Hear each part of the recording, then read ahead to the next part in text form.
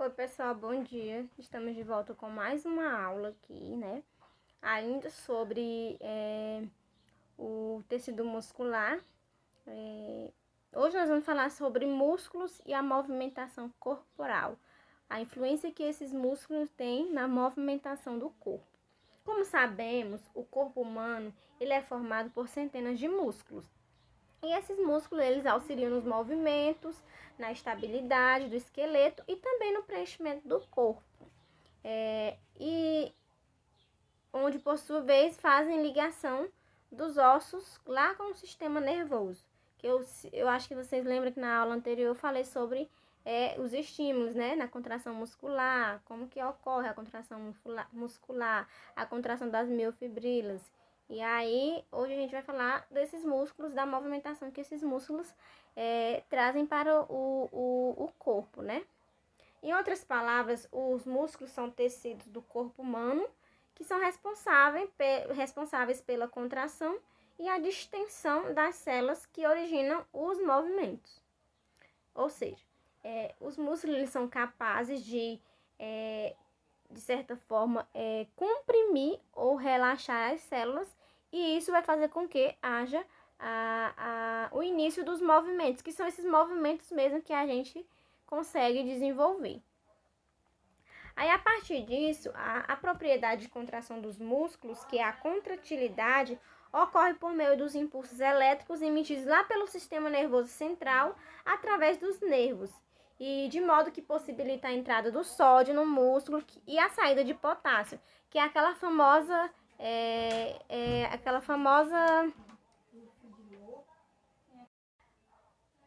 Eu fui interrompida aqui, mas vamos voltar aqui, né? Como eu estava falando, a contração dos músculos, elas ocorre lá por meio dos impulsos elétricos, né? Desenvolvidos lá pelo sistema nervoso central, através dos nervos.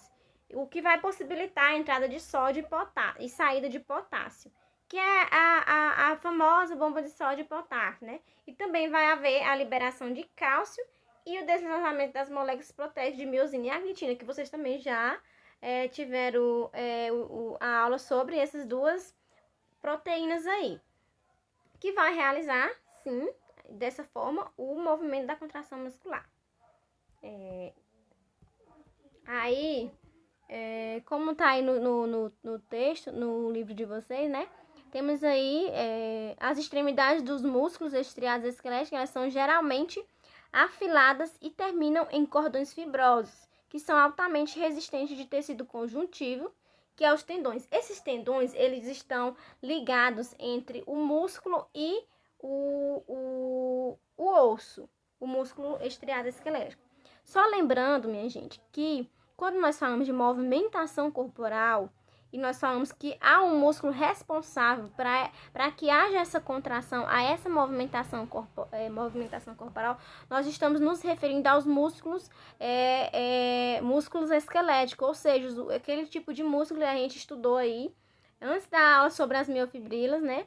Que é o músculo que fica ali interligado ao osso. Então, esses tendões aí que eu acabei de falar, eles ligam, a função deles nada mais é do que ligar o músculo ao osso. Que aí, havendo essa ligação, há uma sustentabilidade maior do osso e o músculo, que vai haver uma movimentação muito mais confortável do que se faltasse um ou outro, né? E quando há a contração, o músculo estriado esquelético, ele puxa os ossos aos quais ele está ligado, e aí, entretanto, vai haver o relaxamento, onde o músculo ele não consegue empurrar os ossos. Então, é preciso que haja aí esse relaxamento para que o músculo ele consiga para que consiga haver esses movimentos aí, né? É como se o músculo e o osso fossem uma dupla, né? Por exemplo, aí na imagem nós temos deixa eu mostrar aqui, a imagem de um braço, onde mostra aí os bíceps e a tríceps, né? Que são os músculos aí. Esses músculos, eles têm uma capacidade muito grande de a palavra não é nem evolução, de transformação. Porque dependendo do seu exercício físico, né? Ele vai estar aumentando de tamanho aí.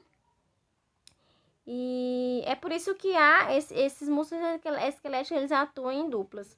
Por exemplo, com movimentos antagônicos. Uma dupla de músculo de nosso braço, o bíceps e o tríceps, exemplifica esse antagonismo muscular. O bíceps ele está ligado aos ossos, né, do ombro e ao osso rádio, que ao se contrair, né, ele puxa o antebraço para cima, e o tríceps ele prende-se aos ossos do ombro e ao osso ulna, né, onde sua contração produz a extensão do antebraço. Como vocês podem ver aí, ó, o tríceps contraído e o bíceps contraído e o tríceps distendido. Essa contração aí da fibra muscular esquelética, ela segue a lei do tudo ou nada. Ou seja, outra fibra se contrai totalmente, ou a fibra se contrai totalmente, ou ela não se contrai. Dessa forma, o estímulo nervoso, se o estímulo nervoso ele for suficientemente intenso para estimular a fibra muscular, ele se contrairá com o máximo de sua capacidade. Aí, o grau de contração do músculo depende da quantidade de fibras estimuladas, né? Quando o estímulo nervoso é fraco, só algumas fibras são estimuladas e o resultado é uma contração fraca do músculo. No caso de uma estimulação forte, muitas fibras musculares são estimuladas simultaneamente e a contração do músculo é intensa. É interessante mais uma vez a gente lembrar, né, com relação ao músculo estriado esquelético. Está localizado aí junto com o esqueleto e eles são conectados através de tendões, né? Então, resumidamente, a movimentação do corpo ela está relacionada com esses dois elementos, o músculo estriado esquelético e o próprio osso, né? Porque é aquela história que eu sempre venho repetindo, um ajuda o outro. Então, não tem como haver uma movimentação normal sem que haja esses músculos ou sem que haja o osso. Então, é como se fosse uma junção aí de duas coisas que são fundamentais. Uma não dá certo sem a outra. E também é bom lembrar, né, que esse músculo aí também, ele é controlado mesmo, né, pelo sistema nervoso central. E ele é caracterizado por movimentos fortes voluntários, como a gente sempre vem falando. Por exemplo, os músculos dos membros inferiores e superiores, por exemplo, eles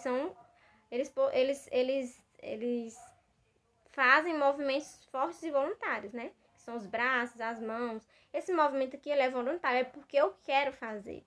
Não é igual o movimento lá do coração, que é involuntário, e dos movimentos lá dos outros, do tecido liso, por exemplo. Como, por exemplo, a bexiga. Eu não consigo, por exemplo, forçar com que eu faça esses movimentos lá. É algo involuntário. Já que no tecido, no músculo estriado esquelético, é voluntário. Eu que comando aí, de certa forma, né?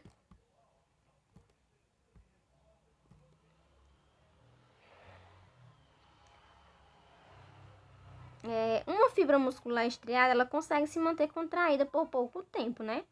Algo em torno de alguns milésimos de segundo. Entretanto, o músculo inteiro ele pode se manter contraído por longo tempo, o que acontece, por exemplo, quando seguramos um objeto pesado. A manutenção de um músculo em estado de contração é possível porque, enquanto durar a estimulação nervosa, haverá alternância entre as fibras musculares contraídas e as relaxadas.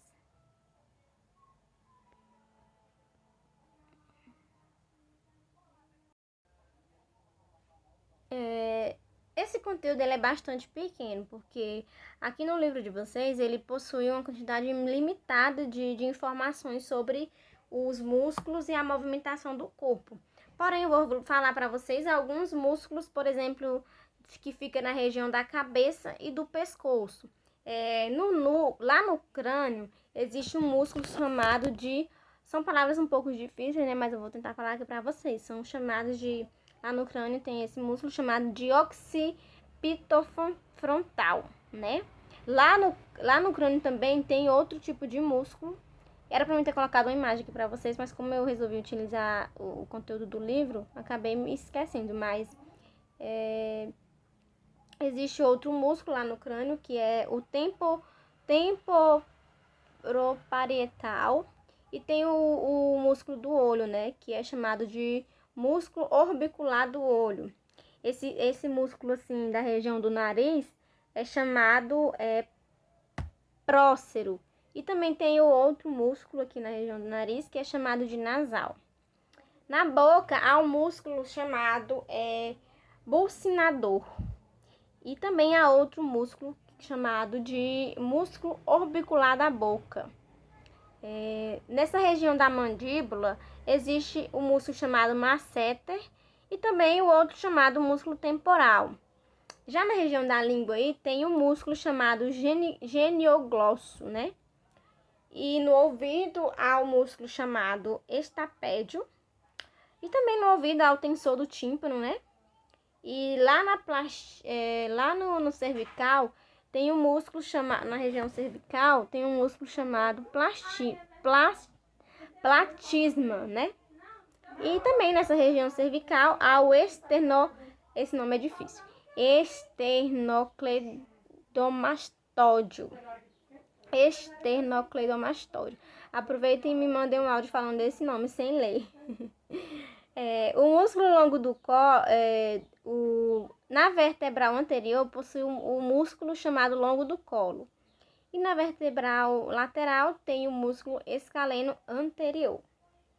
Na faringe nós temos o músculo constritor inferior da faringe. E na laringe tem o cricotireoideo. E temos os músculos do tórax e do abdômen, que lá no dorso tem os esplênios, e no dorso também tem o eretor da espinha, e lá no tórax já tem os chamados intercostais, né? Temos o transverso do abdômen, o levantador do ânus, né? E assim sucessivamente. Existem alguns músculos aí que a gente nem sabe o nome, né? E os músculos dos membros superiores, que são os músculos que são mais treinados aí nas academias, né? Que são na coluna vertebral tem o trapézio, o peitoral maior, que é lá na cavidade torácica, e também tem o peitoral menor, que é na cavidade torácica também. Tem no ombro, que é o deltoide, né? No braço anterior tem o coracobráquio braquial. E no braço anterior tem os bíceps braquial. No antebraço tem o tríceps braquial. No antebraço tem o pronador redondo. No antebraço também tem o braquiorradial. Na mão tem o tenar, né? Também o hipotenar e lubricais. Que esses músculos aí dessa região são os músculos que mais são desenvolvidos em homens, né? Porque homens gostam mais de malhar essa parte aí e acaba desenvolvendo mais. E temos os músculos dos membros inferiores, que são o músculo aí da mulherada, onde a mulherada gosta muito de treinar. E geralmente são os mais desenvolvidos também, né? Na mulher. Existe o da pelve, que é o músculo pessoas maior. Tem o da pelve, que é os músculos, o glúteo máximo, o glúteo médio e o glúteo mínimo, né? E aí também, além desses, tem o da pelve também, que é o piriforme. Na coxa tem o sartório, o pectinídeo. Aliás, o pectíneo e os bíceps, né? Da coxa aí. E também tem o fibular longo e fibular curto e os tríceps sural da coxa, isso aí. Além desse, na perna tem o tibial anterior. No pé tem o extensor curto dos dedos e adutor do hálux, né? Pé.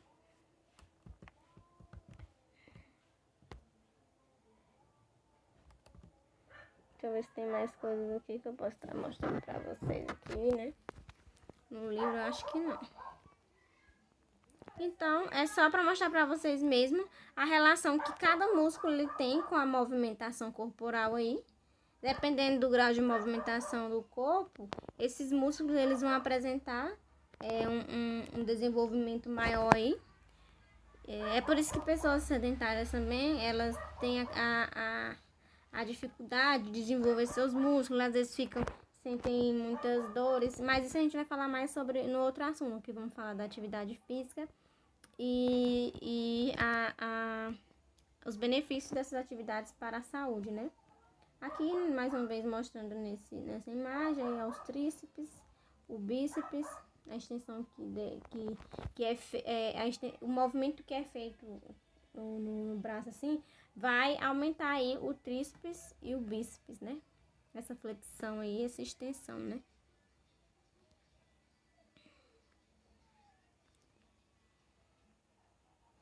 Esse esquema aí é a representação da ação dos músculos bíceps e tríceps na flexão e na extensão do antebraço, que é elementos fora de proporção de tamanho entre si. Essas cores aí são cores fantasiadas, né?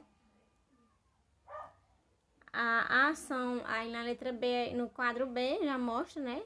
Como mais ou menos fica, onde mostra a ação antagônica do bíceps e do tríceps na flexão de antebraço, mostrando os bíceps contraídos e os tríceps distendidos.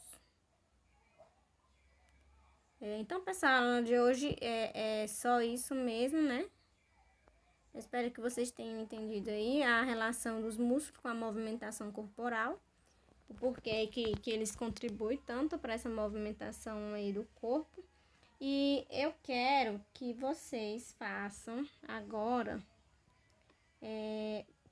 assim que vocês finalizarem fechar essa aula, vocês vão